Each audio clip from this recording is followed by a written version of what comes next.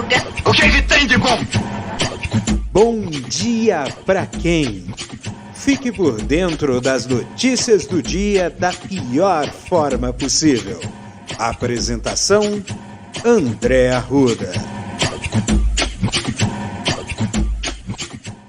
E aí, meu povo? E aí, minha pólvora? Sou eu, André Arruda, e esse é mais um Bom Dia. Bom dia pra quem? Segunda-feira? Segundou? É segunda-feira? Não, segunda-feira foi ontem. Hoje é terça-feira, terçou no teu sol. Mais uma terça-feira que se inicia, uma manhã maravilhosa, esperamos que sim, porque ontem nós tivemos um grande dia, né? Um dia em que o Supremo Tribunal Federal, o STF, derrubou o orçamento secreto. Faltavam ontem os dois votos, né? Um do Gilmar Mendes e outro do Lewandowski. E o voto do Lewandowski decidiu a peleja, porque só bastava um voto para que o Supremo formasse maioria, né? E agora eu não lembro se foi a Rosa Weber ou a Carmen Lúcia que foi a relatora, né,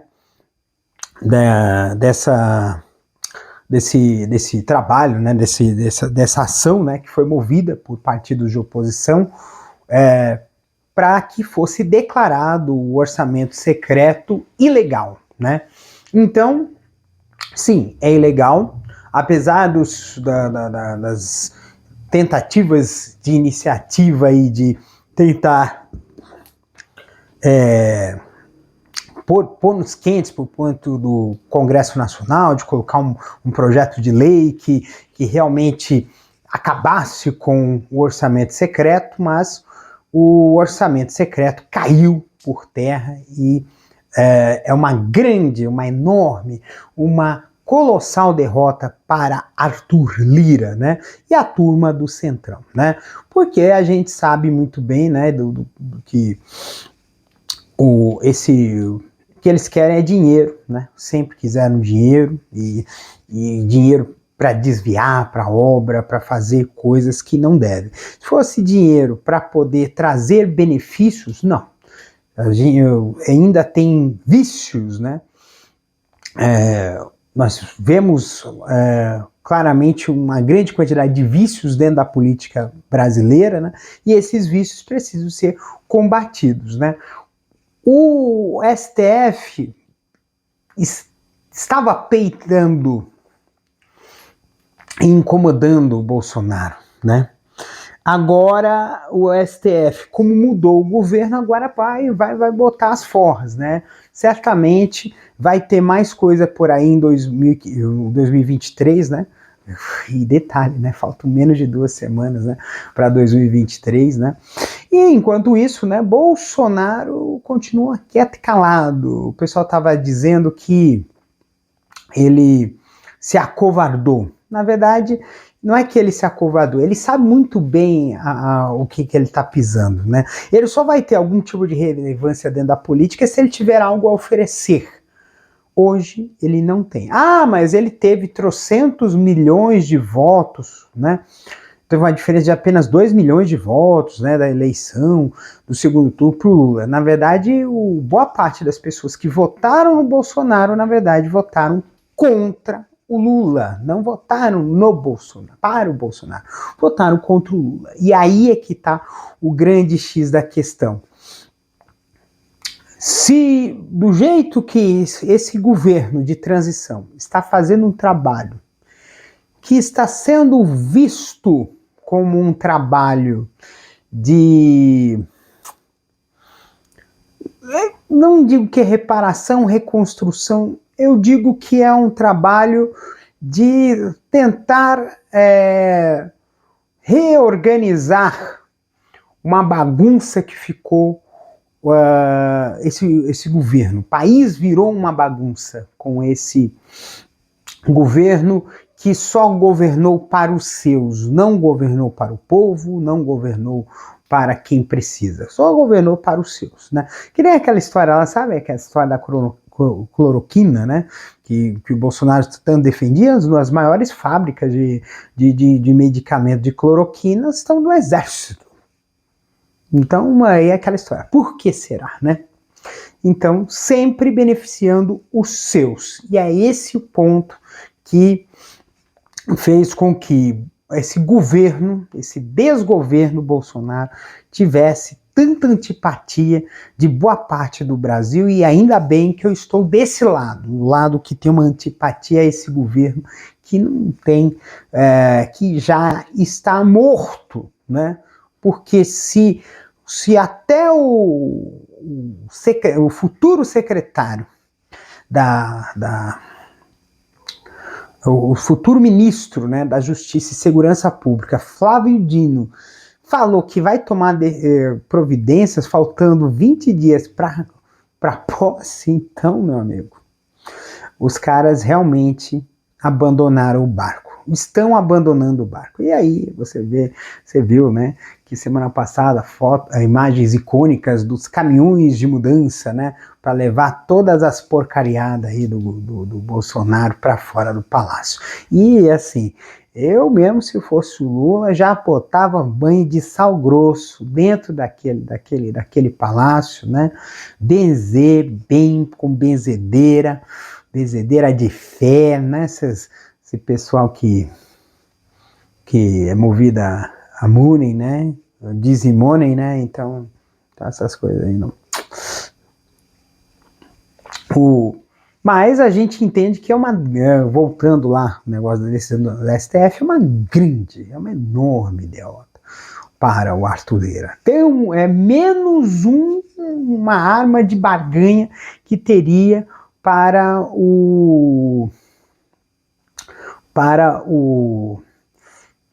enfrentar esse governo, né? Para enfrentar o novo governo, né? Para poder conseguir tirar algum proveito do novo governo. Mas aí tem também um detalhe, né? A gente sempre tem que tomar cuidado com fera ferida, né? Fera ferida é terrível, né? Sempre é mais perigoso. E sobre essa questão do perigo, que eu sempre costumo dizer que foi essa história de fera ferida, que o gangster, né, como disse muito bem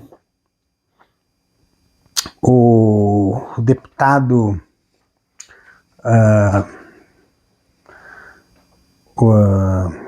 ai caramba, eu esqueci o nome, só sei que é Braga ao final, que é do PSOL, né? E ele chegou e falou assim pro Eduardo Cunha, né, na votação do impeachment, falou assim, ó, Eduardo Cunha, você é um gangster, né? E é uma escola, né? Então você tem esse gangsterismo, né? Eu sempre lembro dessa história de só é útil quando tem o que oferecer, quando teve aquela história, né, da eleição, né, há 300 anos atrás, de um deputado do baixo clero, o Severino Cavalcante, para ser presidente da Câmara. Já ouviram falar dessa história? Então, só quando tem a oferecer. Se não tem nada a oferecer, vão virar as costas para você. É isso que vai acontecer com o Bolsonaro, né? Bolsonaro só não vai ser preso logo, porque se ele for preso, ele pode ter muito a dizer. E mesmo que seja inevitável, eles vão fazer de tudo. Vão fazer o que eles fizeram com Cunha, né? Comprar o silêncio dele, certamente. Então, aí a gente tem que tomar muito cuidado com o que vai rolar. Vai ser muita treta. Bem, terçou, né? Terçou no teu sol, é uma terça-feira, né?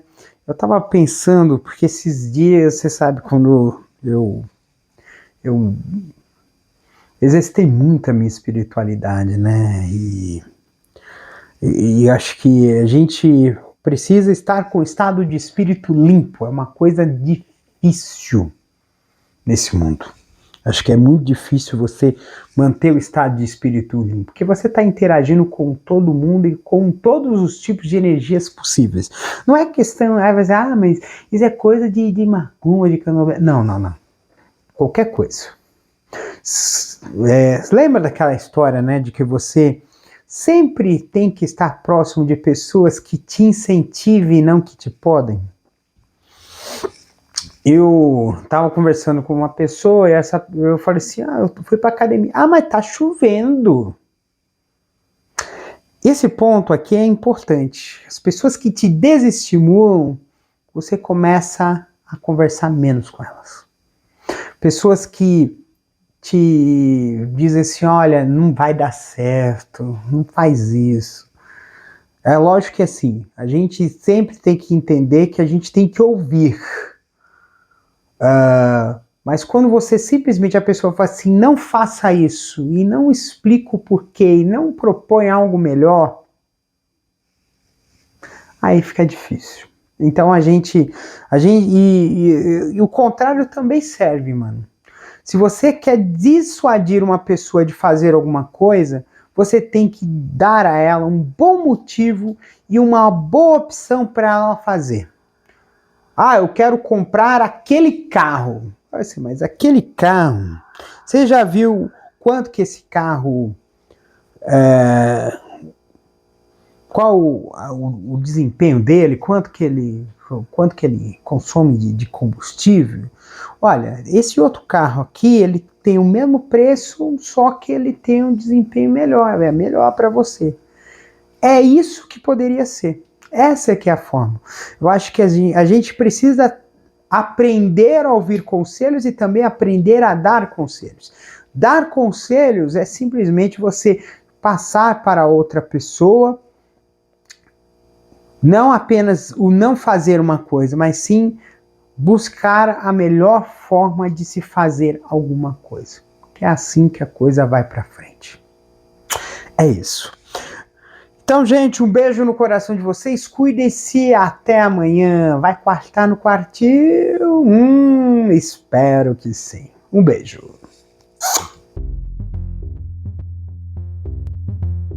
Este episódio é uma produção da Castor AMT. www.castor.com.br. Você pode encontrar este episódio e muitos outros do podcast Castor e seus escapes no endereço anchor.fm/castor ou nas principais plataformas de podcasting: Spotify, Apple Podcasts, Google Podcasts, Overcast, Castbox, Pocket Casts, Radio Public, Stitcher, Deezer, TuneIn, Resso, Amazon Music e Audible. Siga o podcast nas mídias sociais. Os endereços estão na descrição deste episódio.